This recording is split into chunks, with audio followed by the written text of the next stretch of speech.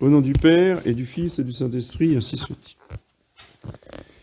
Mes bien chers frères, ce dimanche des Rameaux commence la grande semaine sainte, introduit la grande semaine sainte par la lecture de la Passion.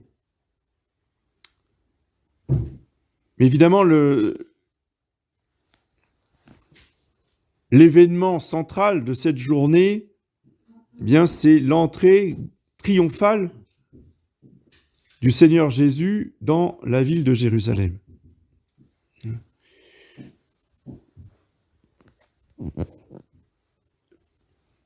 Il nous faut remettre cette acclamation de la foule dans son contexte. Donc, régulièrement, depuis quelque temps, le Seigneur Jésus faisant le miracle de la multiplication des pains, vraiment les Juifs ont été enthousiastes. Il va nous dire, on mange gratis, c'est formidable. C'est quelqu'un comme ça, vous voyez, il n'a qu'un mot à dire, on aura toutes les récoltes qu'on voudra, etc. Il nous faut cet homme-là comme roi. C'est vraiment le Messie. Évidemment, le motif n'était pas très surnaturel, hein. Mais ça a créé l'enthousiasme. Pourquoi ? Parce qu'il fait des miracles.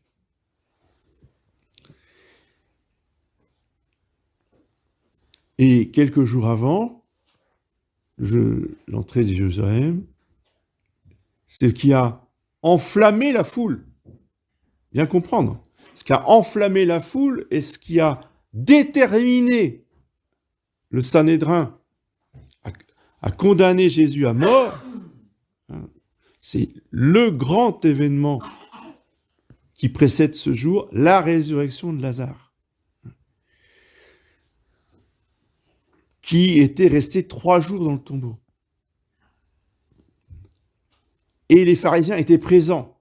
C'est-à-dire qu'il y avait les amis, évidemment, de Sainte Marie-Madeleine, Sainte Marthe et Saint Lazare qui étaient là. Il y avait la famille, enfin, il y avait les proches, et il y avait les pharisiens et les scribes. Donc, ils ont assisté à la résurrection de Lazare. Et là, ils se sont dit, ce n'est pas possible. Tout le monde le suit. Là, il a emporté l'adhésion de tous. Il faut, a dit le grand prêtre, qu'un homme meure à la place du peuple. Sinon, les Romains vont venir et ils vont nous massacrer. C'était ça la grande peur du Sanhédrin.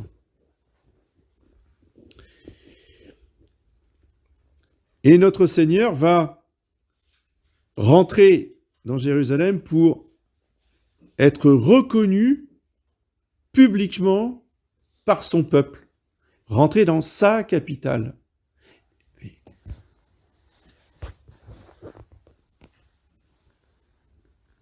Ce qui n'est pas dit dans l'Évangile, c'est dans quel état est Hérode.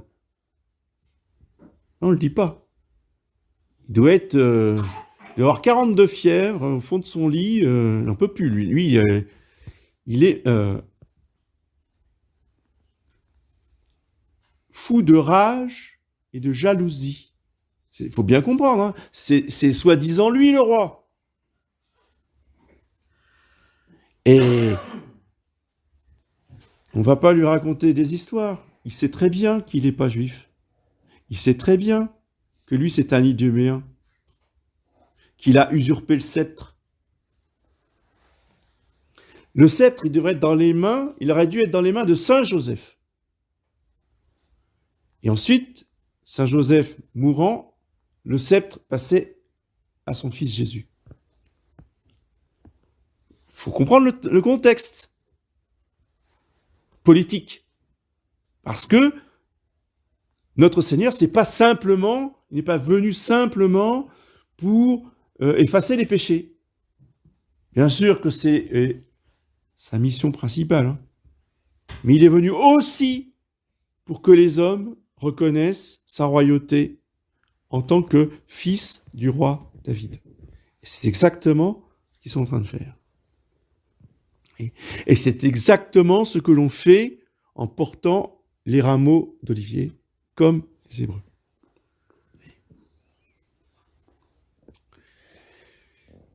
Pourquoi des rameaux d'olivier ? Parce que l'olivier est absolument central, fondamental dans toute l'histoire du salut, depuis l'Ancien Testament jusqu'au Nouveau Testament. C'est comme l'agneau pascal, l'agneau de Dieu, l'agneau d'Abel. C'est la même chose. Il y a l'agneau, il y a l'olivier. Déjà, l'olivier, dans les bénédictions que nous avons lues tout à l'heure, des rameaux, eh bien, il y a une raison qui fait référence au déluge. Ce rameau d'olivier qui a été porté par une colombe pour signifier à Moïse que le déluge était terminé. Symbole de paix entre Dieu et la terre. Ensuite, eh bien, l'olivier sera présent au moment de l'agonie. C'est au jardin des oliviers que notre Seigneur commence son sacrifice, qui va boire son calice. Après avoir demandé au Père s'il ne pouvait pas s'éloigner. Ben non, il ne peut pas s'éloigner, donc il va le boire. Le calice de sa passion. Qui va donc produire les 7 sacrements. Et ce sacrifice, produisant un certain nombre de sacrements avec l'huile d'olive. Pas tous, bien sûr, mais un certain nombre quand même. Le baptême, alors le baptême, vous allez dire, c'est avec de l'eau. Oui, mais pas qu'avec de l'eau. Il est obligatoire qu'avec l'eau, eh bien, ce sacrement soit accompagné des onctions d'huile avec l'huile d'olive. La confirmation, bien sûr, avec le Saint-Crème. Le sacrement de l'ordre, avec l'huile sur les mains.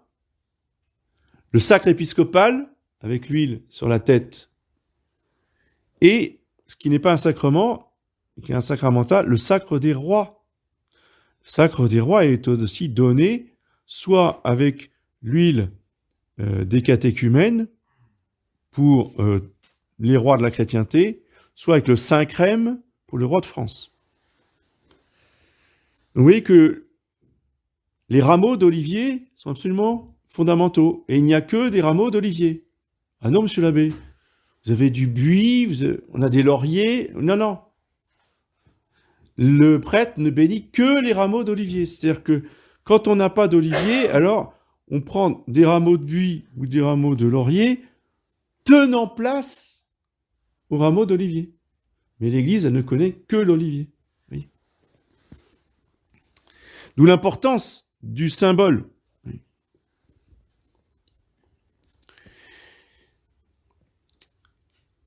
Et ces rameaux d'olivier sont signes de victoire, de triomphe pour notre Seigneur Jésus-Christ, que son sacrifice va nous apporter le triomphe éternel. C'est pour ça que l'on met un rameau à chaque crucifix dans nos maisons, pour que cette croix ne soit pas simplement, si vous voulez, un instrument de supplice, mais soit aussi un signe de triomphe et de protection, parce que le rameau béni protège de tous les maux physiques du corps et de l'âme, donc des maux du corps et des maux de l'âme, les personnes qui habitent là où les rameaux sont exposés. Donc n'hésitez pas à prendre autant de rameaux dont vous avez besoin pour les pièces de vos maisons.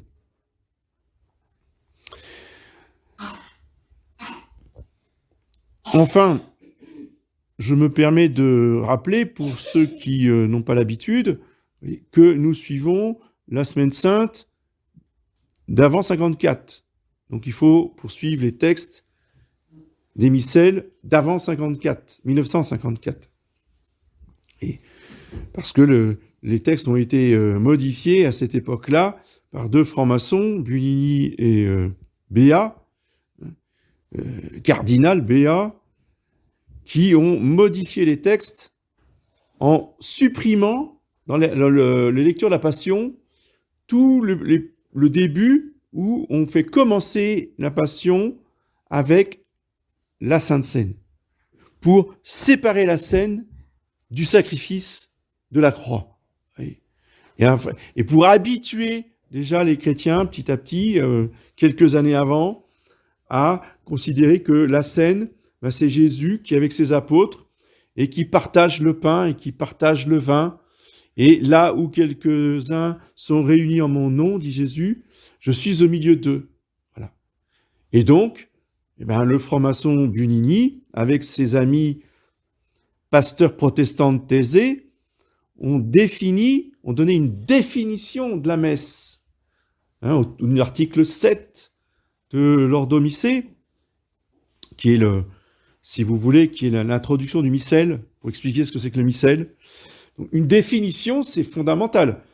C'est la nature de la chose. Ça répond à la question, qu'est-ce que c'est que la chose ? Donc, qu'est-ce que c'est que la messe ? La messe, la nouvelle messe de 69, c'est quoi ? C'est le rassemblement du peuple de Dieu parce que Jésus a dit, là où quelques-uns sont réunis en mon nom, je suis au milieu d'eux. Point. Et ils ont donné un nom, vous voyez, à cette définition, en disant « c'est la synaxe du Seigneur », pour que tout le monde puisse comprendre. Parce que eux, les liturgistes du Concile, ont fait une liturgie compréhensible par tous pour le peuple. Vous voyez, donc on utilise le français pour que tout le monde puisse comprendre. Donc, vous dites, qu'est-ce que c'est la cérémonie où vous allez à la messe ? Ça s'appelle la synaxe. Vous voyez ? Ça, tout le monde peut comprendre. C'était trop facile de dire que ça s'appelait la messe. Mais d'un autre côté, c'est très symptomatique, c'est très intéressant. Ils n'ont pas voulu définir que c'était la messe. Donc, cette cérémonie, cette chose-là, ça s'appelle pas la messe. C'est eux-mêmes qui le disent. Ça s'appelle la synaxe. C'est autre chose. C'est le rassemblement des amis de Jésus. Et c'est pas la messe. Il faut toujours écouter ce que les ennemis vous disent. Il faut toujours écouter comment ils définissent les choses. Et il faut les prendre au sérieux. Si Paul VI vous dit que c'est pas la messe, faut pas nous dire « Ah, mais c'est pareil !» Non, c'est la synaxe, c'est pas la messe. Et donc, vous voyez, notre combat pour la foi, notre combat pour la messe, va se concrétiser jusqu'au bout dans le combat pour l'ancienne Semaine Sainte.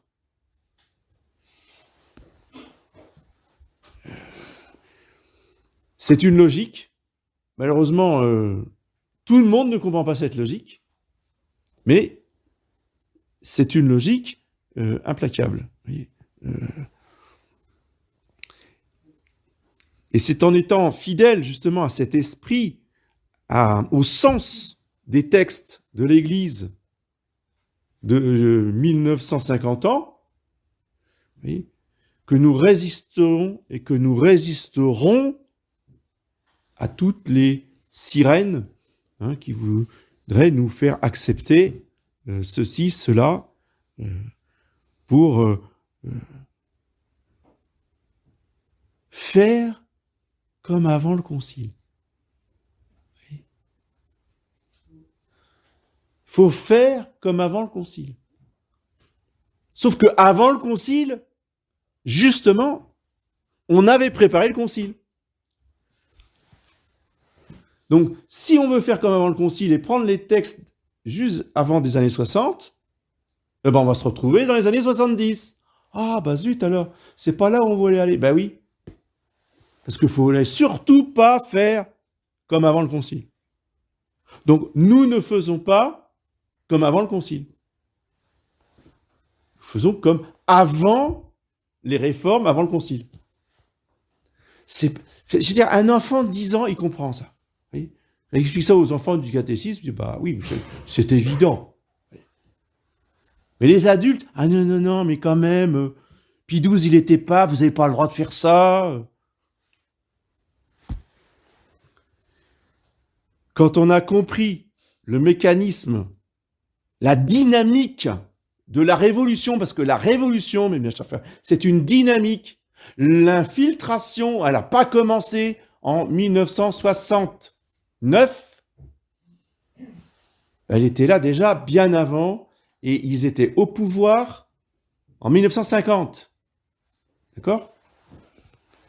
Donc, on réagit dès 1950. Et comme ça, on se retire de la dynamique de la révolution. Et on ne va pas se retrouver dans les années 70 sans s'en rendre compte. Vous voyez ? Tout simplement. C'est juste une question de protection. Alors, encore une fois, je ne juge pas les personnes, les catholiques de l'époque qui, eux, ne pouvaient pas prévoir, ne pouvaient pas imaginer une seconde qu'on ait pu faire une chose pareille. Mais 50 ans, 70 ans après, attention, hein, là, nous, on a toutes les conséquences et tous les fruits et toute la dynamique. Donc, nous, on voit les choses. Et donc, on doit agir, si vous voulez, en conséquence de ce qu'on voit et de ce qu'on comprend. En restant fidèle, vous voyez, en espérant toujours la résurrection, en priant avec la Sainte Vierge hein, pendant cette passion, en l'accompagnant jusqu'au tombeau. Vivons la passion de l'Église avec tout ce que nous vivons, que cette sainte passion nous donne les grâces de persévérance et de foi dans la résurrection de l'Église, comme il fallait croire dans la résurrection de Jésus-Christ. Les deux sont liés, les deux sont aussi certains. Il n'y a pas de doute à avoir sur la résurrection de l'Église, comme il n'y avait pas de doute à avoir sur la résurrection de Jésus-Christ. Demandons à la très sainte Vierge Marie, à Notre-Dame des 7 douleurs, à Notre-Dame de compassion, la grâce de garder la foi et l'espérance jusqu'au bout. Au nom du Père.